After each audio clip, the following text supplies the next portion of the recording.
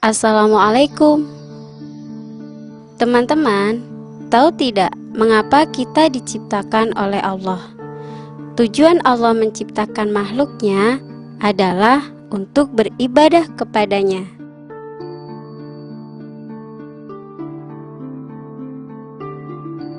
Itu berarti kita harus mengikuti perintah Allah dan meninggalkan apa yang Allah larang. Nah, karena manusia itu sering lupa dan sering berbuat salah, Allah lantas mengutus manusia pilihan untuk mengingatkan kita. Manusia pilihan itu disebut Nabi dan Rasul. Teman-teman, tahukah kalian apa perbedaan di antara Nabi dan Rasul? Simak baik-baik ya. Nabi adalah manusia pilihan yang diutus dan menerima wahyu dari Allah Ta'ala dengan mengikuti ajaran Rasul sebelumnya. Sedangkan Rasul adalah manusia pilihan yang diutus dan menerima wahyu dengan membawa ajaran yang lebih baru. Teman-teman, para nabi dan rasul ini adalah manusia biasa seperti kita. Mereka makan, minum, tidur, belajar, bekerja, dan memiliki keluarga. Tetapi mereka dipilih oleh Allah untuk menjadi nabi dan rasul karena mereka memiliki sifat-sifat yang baik. Apa saja sih sifat-sifat baik mereka? Pertama, mereka memiliki sifat sidik, yaitu jujur. Mereka adalah orang-orang yang jujur. Oleh sebab itu, mereka tidak mungkin memiliki sifat kizib, yaitu dusta. Mereka itu jujur di dalam perkataan dan perbuatan. Kedua, mereka bersifat fatonah, yaitu cerdas. Tentu saja para nabi dan rasul ini harus cerdas, karena mereka harus mengajarkan ajaran Allah kepada umat manusia. Oleh sebab itu, mereka tidak mungkin memiliki sifat biladoh, yaitu bodoh. Sifat yang ketiga adalah amanah, dapat dipercaya. Nabi dan Rasul adalah manusia yang selalu memegang amanah. Apapun yang Allah berikan, sekalipun berat untuk disampaikan. Walaupun nyawa menjadi taruhannya, mereka akan tetap memegang amanah itu. Amanah yang diberikan kepada para nabi dan rasul adalah risalah dan syariat Allah Ta'ala. Maka mustahil para nabi dan rasul berkhianat atas amanah yang Allah berikan kepadanya. Berkhianat maksudnya mengingkari yang telah Allah titipkan kepada mereka. Sifat terakhir yang dimiliki oleh para nabi dan rasul adalah tabligh, yaitu menyampaikan. Para nabi dan rasul pasti menyampaikan apa yang telah Allah perintahkan kepada mereka. Ya, karena itulah tugas mereka. Oleh sebab itu, mustahil jika mereka memiliki sifat kitman, yaitu menyembunyikan. Teman-teman, Allah telah mengutus ratusan nabi dan rasul ke dunia ini. Sejak manusia pertama kali diciptakan sampai rasul terakhir diutus. Jumlah mereka ternyata banyak ya. Tetapi kita cukup mengenal 25 nabi dan rasul saja. Teman-teman mau mengenal 25 nabi dan rasul ini ya? Yuk kita dengar kisah-kisah mereka. Tapi kalau mau tahu kisah 25 nabi dan rasul yang lengkap, baca bukunya ya. Di sini aku cuma menceritakan kisah Nabi Adam, Nabi Idris, Nabi Nuh, Nabi Hud, Nabi Yunus, Nabi Isa, dan Nabi Muhammad Sallallahu Alaihi Wasallam.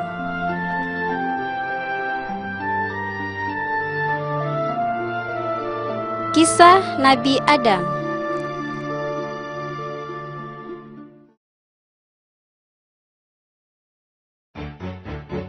Teman-teman, Nabi Adam adalah nabi pertama yang Allah utus. Selain sebagai nabi pertama, Nabi Adam ini juga manusia pertama yang Allah ciptakan. Sebagai nabi, tentunya Nabi Adam ini diberikan oleh mukjizat. Teman-teman tahu tidak apa mukjizat itu? Mukjizat adalah suatu keutamaan atau keunggulan yang telah Allah berikan kepada para nabi dan rasul. Keunggulan ini tidak dimiliki oleh manusia lain selain para nabi dan rasul. Nah, mukjizat Nabi Adam adalah kecerdasannya yang luar biasa. Nabi Adam mampu mengenali semua nama dan benda setelah diajarkan sekali oleh Allah. Bahkan karena kecerdasannya ini, Allah sampai memerintahkan para malaikat, jin, dan iblis untuk sujud kepadanya. Pada awalnya, Nabi Adam tinggal di surga. Subhanallah, surga itu tempat yang luar biasa. Semuanya indah, sejuk, dan segala sesuatu yang kita inginkan ada di sana. Nabi Adam tinggal di sana ditemani oleh perempuan yang pertama kali diciptakan Allah, yaitu Siti Hawa. Namun, karena mereka melanggar apa yang dilarang Allah, Allah menjadi murka. Allah marah dan menurunkan mereka ke dunia. Nabi Adam dan Siti Hawa berbuat dosa karena mengikuti godaan setan. Mereka memakan buah khuldi yang telah Allah larang untuk dimakan. Mereka pun mengakui kesalahan mereka. Mereka selalu berdoa dan bertobat sampai akhirnya Allah mengampuni kesalahan mereka. Nah, teman-teman, kita harus berhati-hati untuk tidak tergoda melakukan larangan Allah. Jangan lupa untuk selalu meminta perlindungan kepada Allah dari godaan setan yang selalu mengganggu. Jika kita telah berbuat salah, kita mohon kepada Allah. Yuk kita berdoa bersama-sama. Rabbana zalamna anfusana wa illam taghfir lana wa tarhamna lanakunanna minal khasirin. Ya Tuhan kami telah menganiaya diri kami sendiri, dan jika Engkau tidak mengampuni kami dan memberi rahmat kepada kami, niscaya kami termasuk orang-orang yang merugi.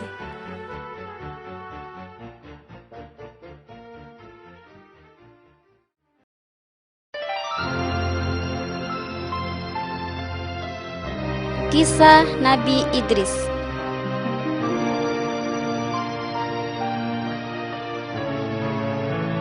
Teman-teman, Nabi Idris adalah putra Nabi Adam yang pertama kali diangkat menjadi nabi oleh Allah Subhanahu wa Ta'ala. Nabi Idris diberikan kepandaian yang luar biasa. Beliau pandai menjahit, ilmu alam, menulis, berhitung, dan lain sebagainya. Selain itu, Nabi Idris juga nabi yang penyabar, sehingga beliau tidak pernah menyerah menghadapi tantangan seberat apapun dalam berdakwah, juga tidak mudah putus asa. Nabi Idris memiliki beberapa mukjizat, yaitu: pertama, beliau hebat dalam menunggang kuda.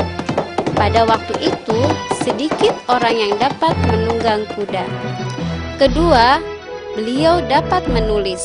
Padahal pada waktu itu tidak ada umatnya yang dapat menulis. Ketiga, beliau dapat menjahit pakaian. Pada waktu itu belum ada yang mampu menjahit pakaian. Nabi Idris juga mendapat gelar Asadul Usud, yang berarti singa, karena karena beliau tidak pernah berputus asa dalam menjalankan tugasnya sebagai seorang nabi. Beliau tidak pernah takut menghadapi umatnya yang kafir. Meskipun begitu, beliau tidak pernah sombong. Beliau juga sangat pemaaf terhadap umatnya yang menentang. Wah, teman-teman pasti mau kan sepandai Nabi Idris?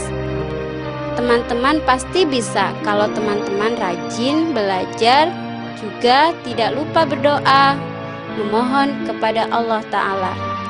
Yuk kita baca doa belajar. Allahumma anfa'ni bima 'allamtani wa 'allimni ma yanfa'uni wa zidni ilma. Ya Allah, berilah kemanfaatan pada ilmu yang telah Engkau ajarkan kepadaku, dan ajarkanlah kepadaku ilmu yang dapat memberi manfaat kepadaku.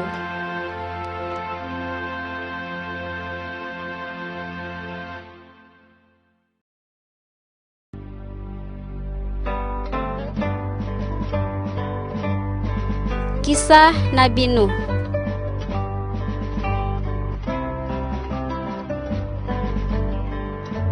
Teman-teman, Nabi Nuh adalah nabi keempat sesudah Nabi Adam, Nabi Syed, dan Nabi Idris. Beliau juga keturunan ke-9 dari Nabi Adam.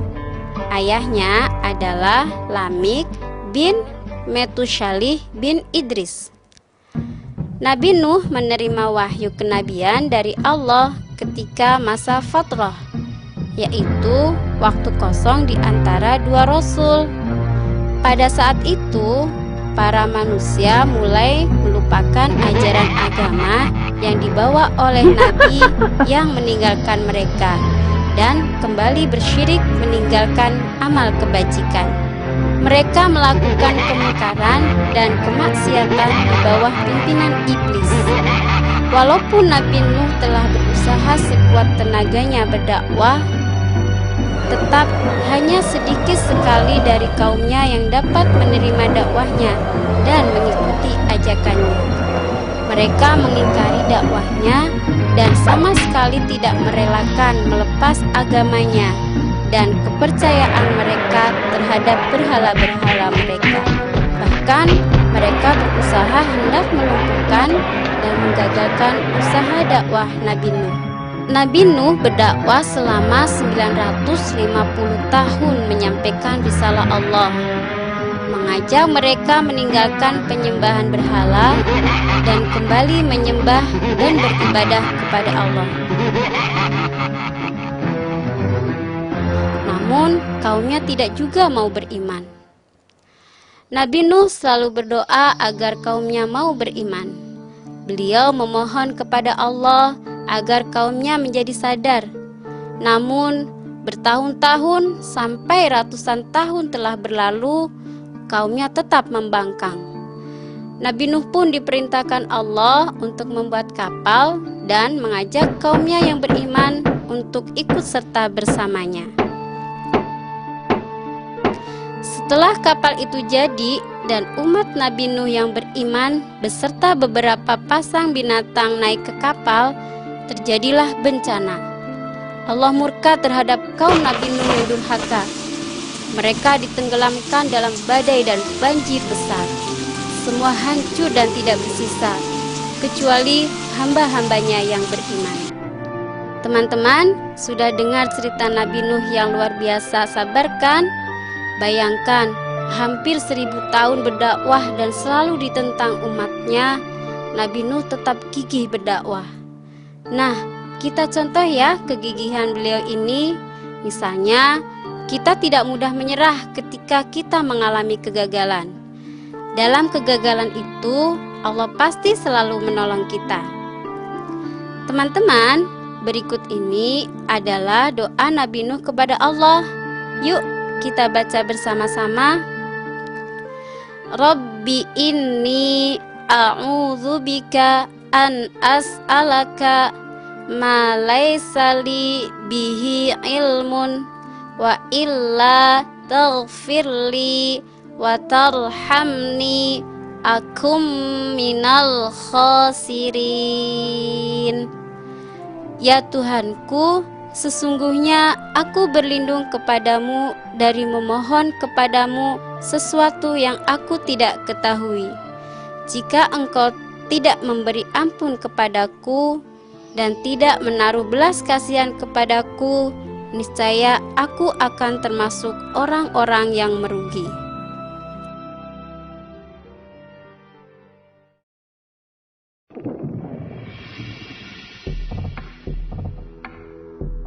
Kisah Nabi Hud.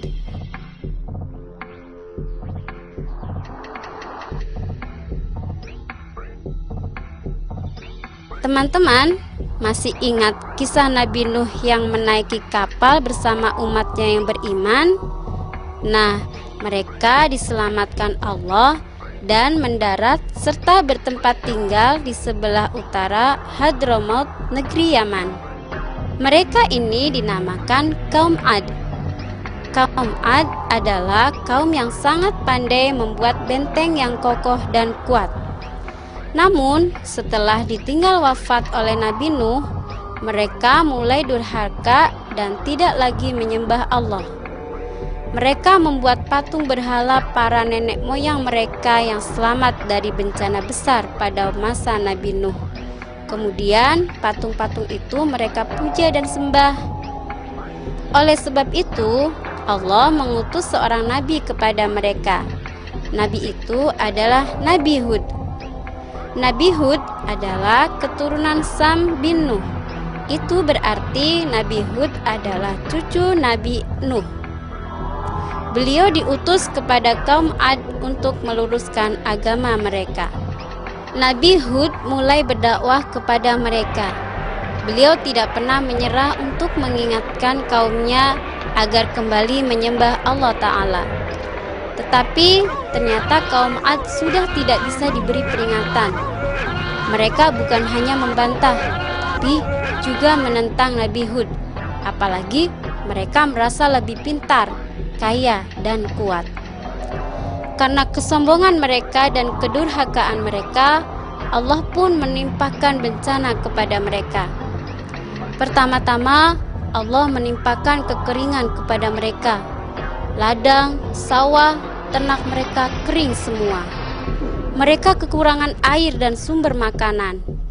Pada saat itu, Nabi Hud masih tetap mengajak mereka untuk beriman kepada Allah, sehingga Allah turunkan hujan. Tetapi mereka tetap ingkar.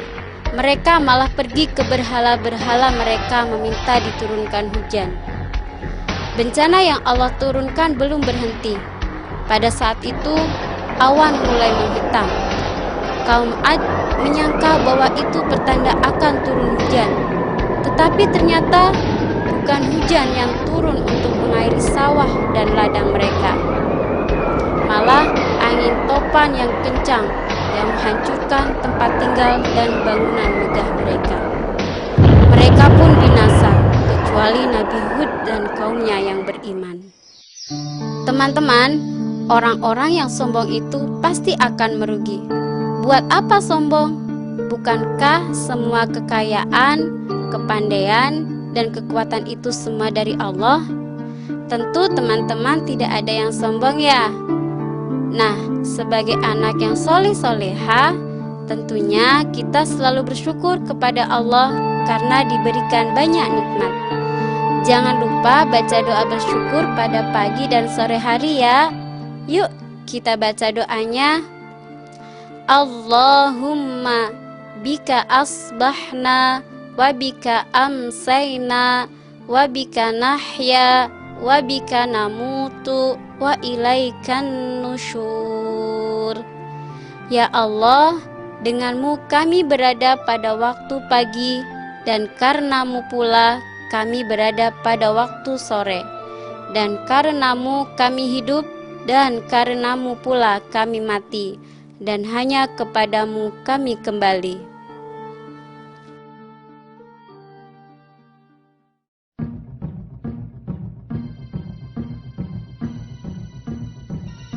Kisah Nabi Yunus.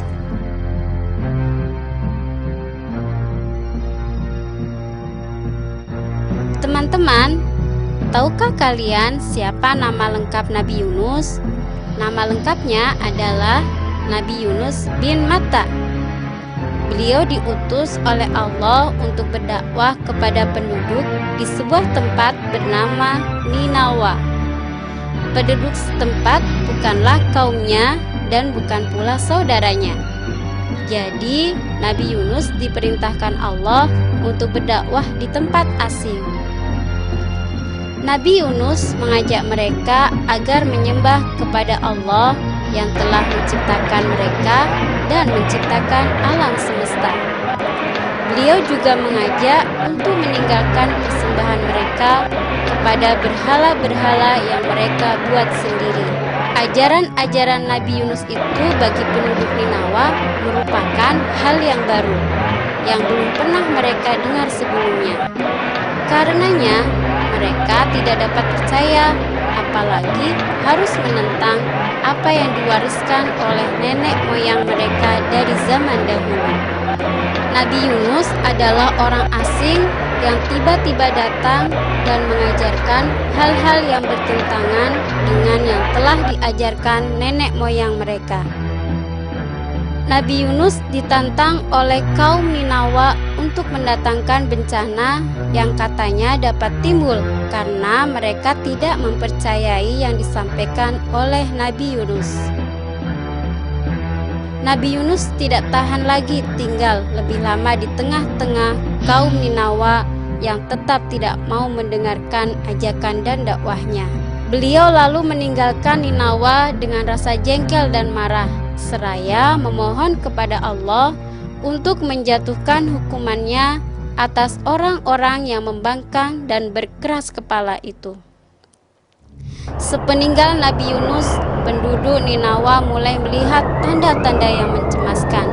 Seakan-akan ancaman Nabi Yunus kepada mereka akan menjadi kenyataan dan hukuman Allah akan benar-benar jatuh. Mereka melihat keadaan udara di sekeliling Ninawa makin menggelap. Binatang-binatang peliharaan mereka nampak tidak tenang dan gelisah. Wajah-wajah mereka tanpa disadari menjadi pucat, tidak berdarah, dan angin dari segala penjuru bertiup dengan kencangnya, membawa suara gemuruh yang menakutkan. Dalam keadaan panik dan ketakutan, mereka baru sadar bahwa yang disampaikan Nabi Yunus adalah benar. Segeralah mereka menyatakan tobat dan memohon atas segala perbuatan mereka. Mereka menyatakan beriman dan untuk menebus dosa, mereka keluar dari kota dan beramai-ramai pergi ke bukit-bukit dan padang pasir, seraya menangis memohon ampun dan rahmat Allah agar dihindarkan dari bencana dan siksanya. Allah pun menerima tobat kaum Ninawa yang benar-benar beriman. Akhirnya, udara gelap yang meliputi Ninawa menjadi terang. Wajah-wajah yang pucat kembali merah dan berseri-seri. Binatang-binatang yang gelisah menjadi tenang. Kemudian, kembalilah orang-orang itu ke kota dan ke rumah masing-masing dengan penuh rasa gembira dan syukur kepada Allah. Sementara itu, Nabi Yunus yang telah meninggalkan kota Ninawa secara mendadak, berjalan kaki mengembara naik gunung, turun gunung tanpa tujuan. Tanpa disadari, beliau telah berada di sebuah pantai dan melihat sekelompok orang yang lagi bergegas hendak menempang sebuah kapal. Beliau pun meminta untuk diperbolehkan ikut serta bersama penumpang yang lain. Kapal segera meluncur dan melaju ke tengah laut yang tenang. Ketenangan laut itu tidak dapat bertahan lama. Kapal mulai tergoncang dan terayun oleh gelombang besar yang datang mendadak, diikuti oleh tiupan angin topan yang kencang. Para penumpang dan juru mudi melihat tidak ada jalan untuk menyelamatkan keadaan jika keadaan cuaca tetap mengganas dan tidak mereda, kecuali dengan meringankan beban berat muatan kapal. Itu berarti harus mengorbankan salah seorang dari para penumpang. Undian lalu dilaksanakan dan keluarlah nama Yunus, seorang penumpang yang mereka paling hormati dan cintai. sehingga mereka semua merasa berat untuk melemparkannya ke laut menjadi mangsa ikan. Kemudian diadakanlah undian bagi kali kedua dengan masing-masing penumpang mengharapkan jangan sampai keluar lagi nama Yunus yang mereka sayangi itu. Namun melesetlah harapan mereka dan keluarlah nama Yunus kembali pada undian yang kedua itu. Bahkan sampai undian yang ketiga, undian penentuan yang terakhir pun nama Nabi Yunus yang terpilih.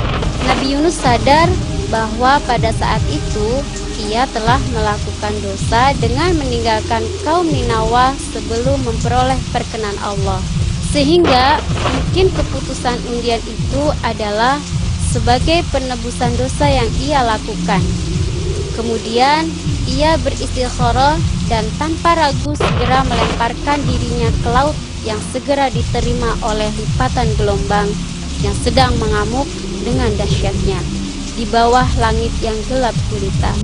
Selagi Nabi Yunus berjuang melawan gelombang yang mengayun-ayunkannya, Allah mewahyukan kepada seekor ikan paus untuk menelannya secara utuh dan menyimpannya di dalam perut sebagai amanat Allah yang harus dikembalikannya utuh, tidak tercedera kelak bila saatnya tiba. Nah, teman-teman, kita memang harus bersabar ketika kita diejek oleh orang lain. Tidak perlu membalas dengan ejekan, tetaplah bersikap baik kepada orang itu dan mintalah kepada Allah agar kita selalu dijaga. Yuk kita berdoa kepada Allah agar kita diberi keselamatan. Allahumma antas salam wa minkas salam tabarakta ya dzal jalali wal ikram. Ya Allah, Engkaulah pemilik keselamatan. Dari Engkaulah keselamatan. Maha suci Engkau ya Tuhan kami, wahai yang memiliki kebesaran dan kemuliaan.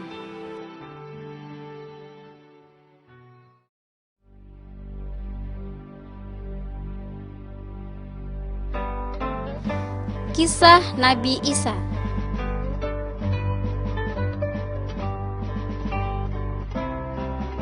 Teman-teman, Nabi Isa adalah anak Siti Maryam. Kelahiran Nabi Isa ini menggemparkan masyarakat pada waktu itu. Mengapa demikian? Karena Nabi Isa lahir ke dunia tanpa ayah. Siti Maryam, ibundanya, adalah perempuan suci yang tidak pernah keluar dari rumahnya. Meski tak pernah menikah dan memiliki suami, Siti Maryam mampu melahirkan anak. Itu semua adalah kuasa Allah, teman-teman. Keanehan dari kelahiran Nabi Isa ini adalah untuk menunjukkan pada Bani Israel sesungguhnya Allah dapat mewujudkan manusia tanpa ayah. Selain itu, Allah menguji manusia apakah dengan kejadian itu bertambah percaya dan beriman atau sebaliknya.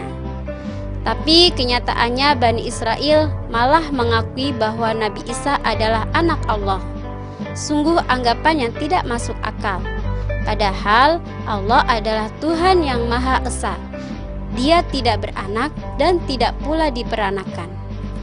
Nabi Isa diangkat menjadi nabi ketika ia berusia 30 tahun.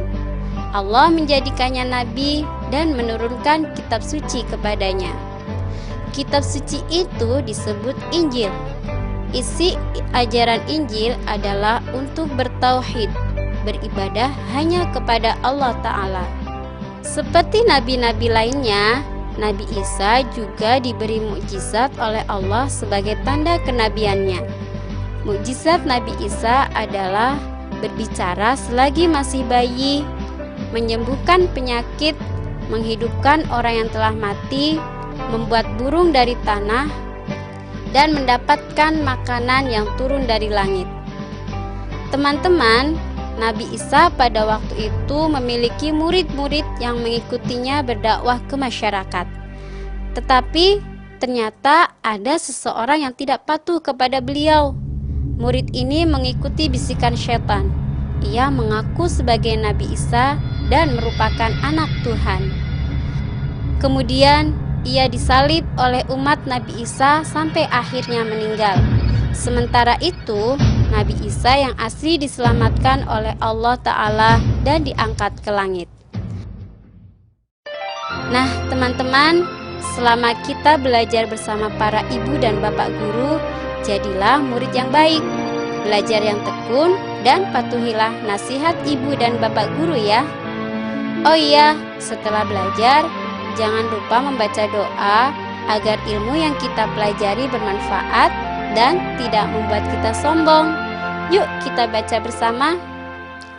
Allahumma inni astaudi'uka ma'allamtanihi farduduhu ilayya inda hajati ilaihi wala tunsinihi ya rabbal alamin. Ya Allah, sesungguhnya aku menitipkan kepadamu tentang apa yang telah Engkau ajarkan kepadaku. Kembalikanlah ia kepadaku sewaktu aku membutuhkannya, dan janganlah Engkau menjadikan diriku lupa akan ilmu tersebut, wahai Tuhan sekalian alam.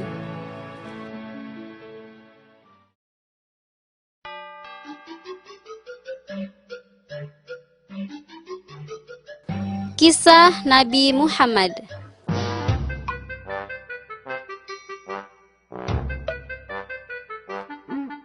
Teman-teman, Nabi Muhammad adalah Nabi dan Rasul Allah yang terakhir.